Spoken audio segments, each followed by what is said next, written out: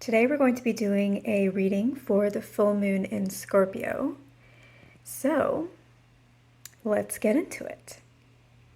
So starting up here with the top row, essentially what the Scorpio full moon eclipse represents for us and the energies that it's going to bring in for us are the Ten of Swords, the Eight of Cups, and the Seven of Wands.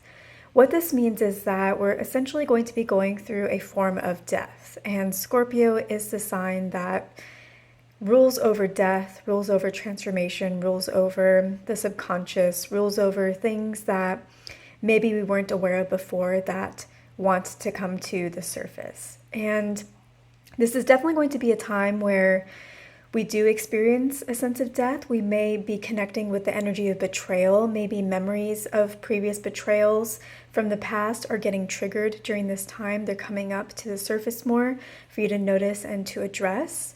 And this is a time where we really have to understand our emotions, sit with our emotions, be there with our emotions, be very, very present, because if we don't, we're going to stay in this more internal conflict kind of energy. So this is going to be a time of some internal conflict regarding probably past things that are coming up regarding betrayal. But if we work through those energies, then we're going to come out with victory.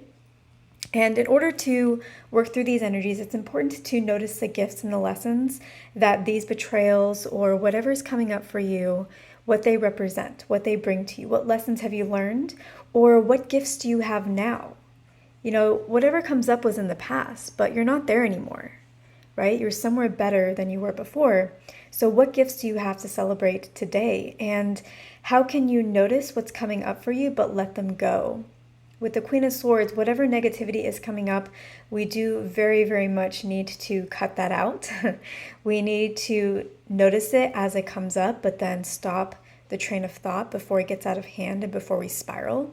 And again, we do need to focus on things that are going well rather than things that in the past have not really gone well for us. And if we do that, our hard work in this area is really going to pay off. Things are going to start to make more sense. We're going to have more structure, and we're going to be able to move forward anew, move forward without this old baggage that maybe has been around with us for a decade, maybe longer, maybe shorter for some, but we've been carrying around some baggage that maybe we've forgotten about or that we've been able to suppress and not really notice that again wants to come up right now. And if we allow ourselves to acknowledge it, but then cut it out and release it and don't go down those trains of thought, then we're going to enter into a new phase. We're going to shed that old skin and we're going to be lighter for it. And our next stage of our journey, the next stage of our cycle in life is going to go much more, it's going to go better for us. And we're going to attain that victory that is here at the bottom of the deck. So if things are coming up for you during this time period that are stressing you out, know that you are not alone. Know that it's not coming out of just nowhere. Know that it's not just about you and something wrong with you. It's just what's going on in the energies.